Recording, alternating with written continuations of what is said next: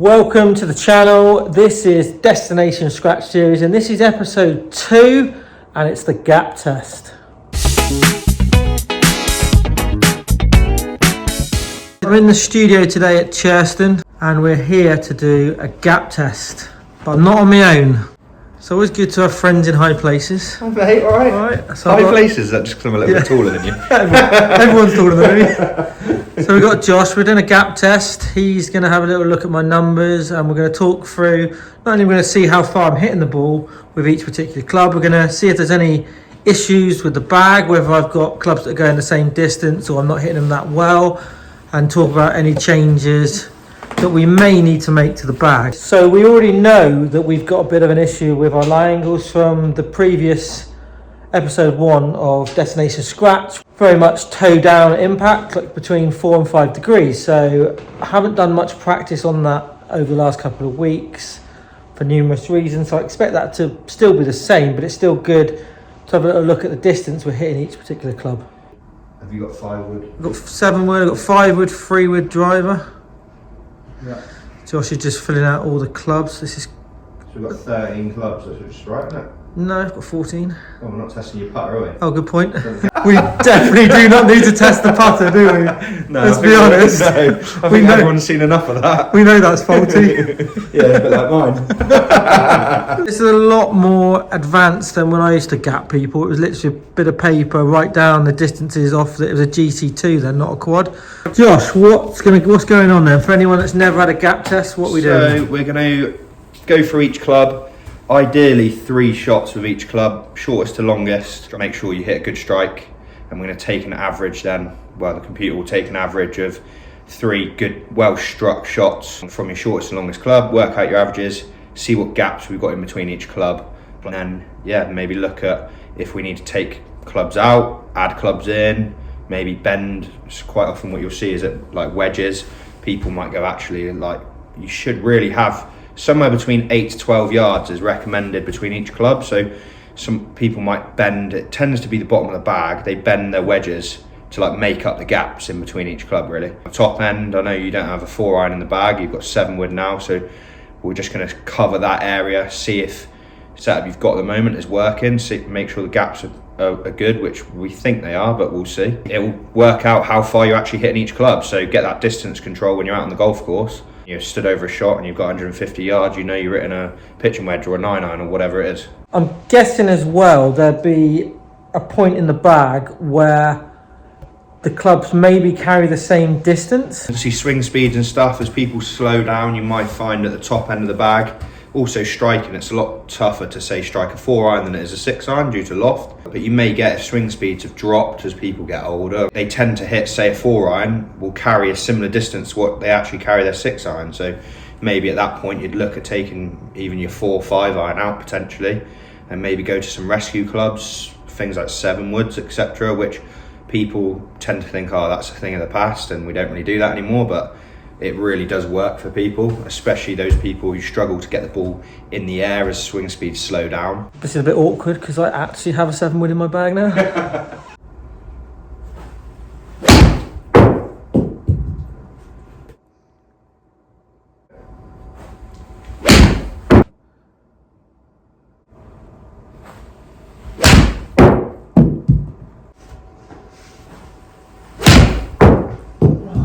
I definitely hit the ball further on the golf course. Yeah, how many times I've heard that before? That's faulty. You need to send it back, Josh, send it back. I'm gonna ring up everyone on tour and say this GC quad didn't work.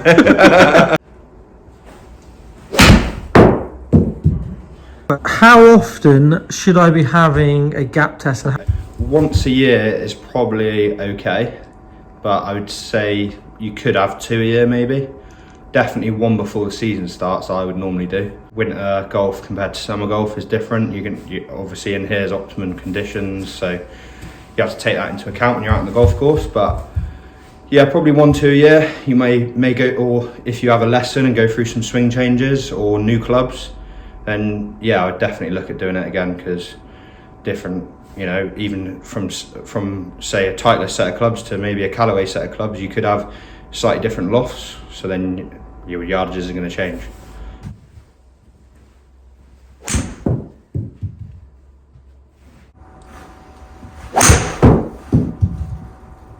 I am knackered. Is that the correct? That's a golfing terminology. Knackered, yeah. I've hit 3 shots with every club. Just 3? Why? God, a few more. Why would I only hit 3 shots with each club? Why wouldn't I hit 5, 6, 10 shots with each club? Surely that'd be more accurate. I mean, ideally, you would hit, say, probably 8, 10 shots a club, but you have limited time. It's trying to get that like average. You don't want to come in here over say a week's period. You want to come in here, get it done, and you're set for the rest of the season. Ideally, yeah, 8 to 10 shots probably a club. Yeah. But equally, if you do strike 3 good balls with a club, you're going to be you're not going to be far off it. No. The only thing you do get is people like yourself get a little bit tired. I am 43, Josh. Towards the end of a gap test, because hitting 3 shots per club over such a short space of time, you're just stood hitting golf shots, it can be tiring. Because a gap test would take what, half an hour, 45 minutes? Yeah, about 45 minutes really is probably like a fair time. It allows, you know, a few extra shots, and if you want to have a little break, I mean, I'm just getting out of breath just stood there talking, so. You've done a lot of talk. You've done more talking than I've hit him shots. Yeah, that makes a change though, because you're normally doing all the talking, aren't you?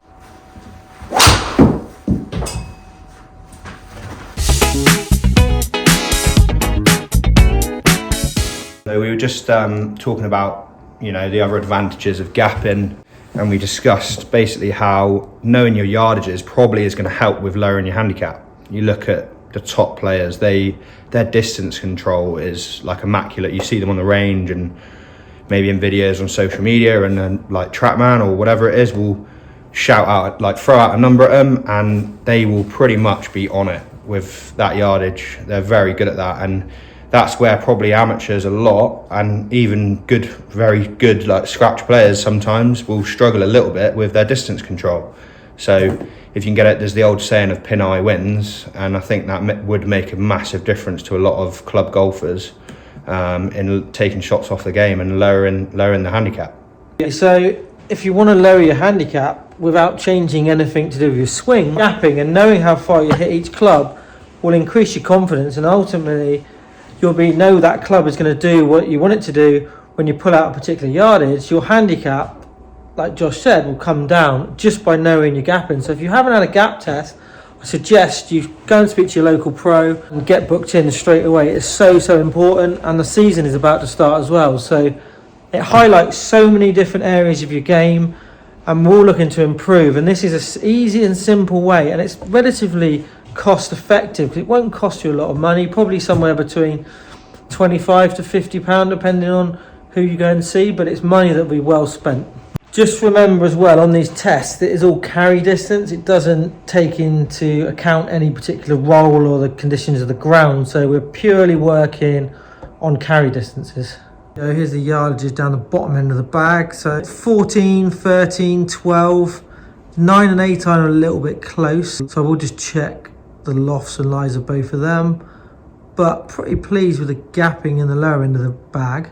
Slight issue when we go towards the top end of the bag, and there's the 5 iron and 7 wood is nicely gapped, but although I do feel like I hit that 7 wood slightly better on the golf course than I have in the studio, and I can obviously hit it from a variety of lies. That's the main reason I've stuck that in the bag and not the 4 iron. The 4 iron I felt was going similar distance to 5 iron, but not quite striking it as well. But that might be an area where I stick that back in the bag in the summer when the ball's rolling a bit more.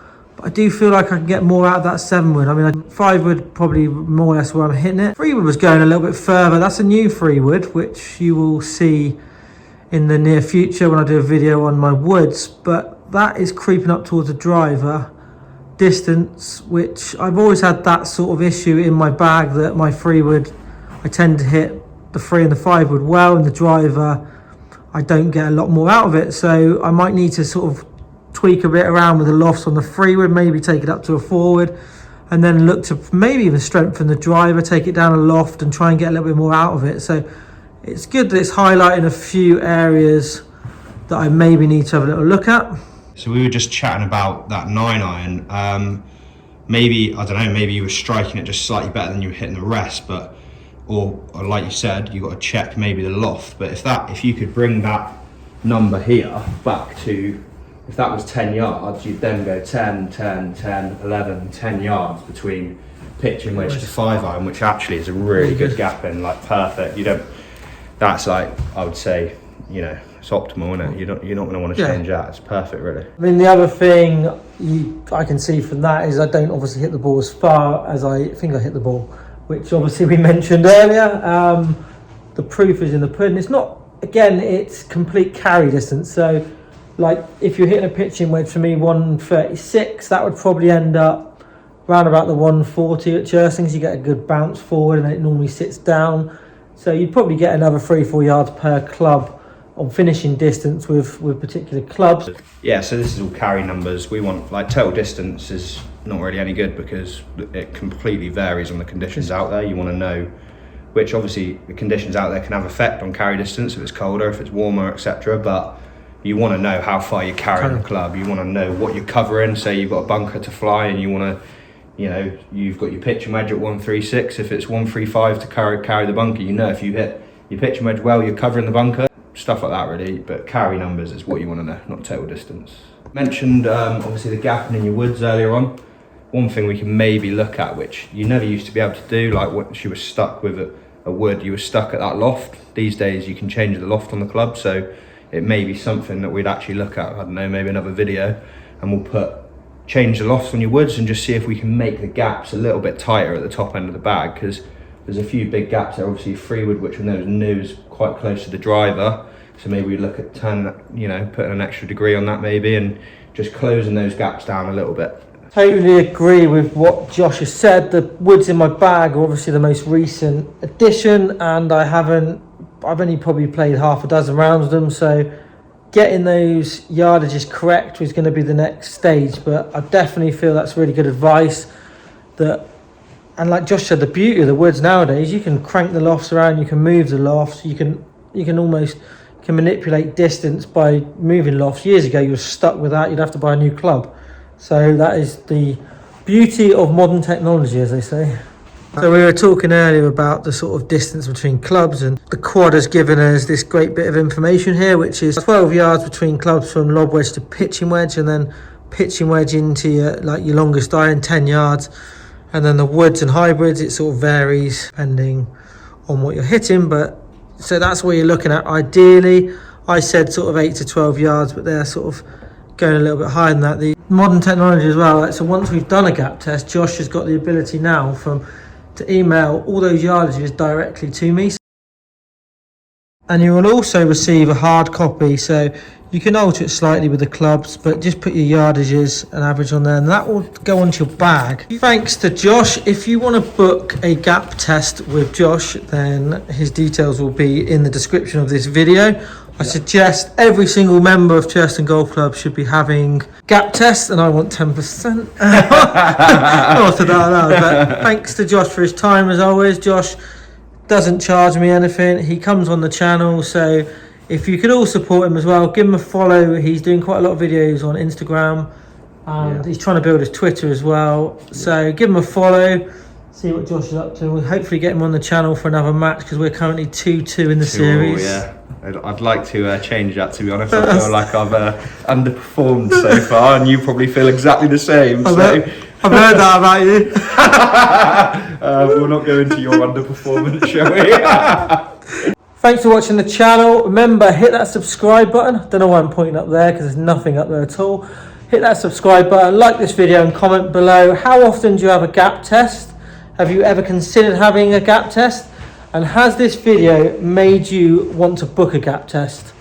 Thanks for watching, and look forward to seeing you on episode 3 of Destination Scratch.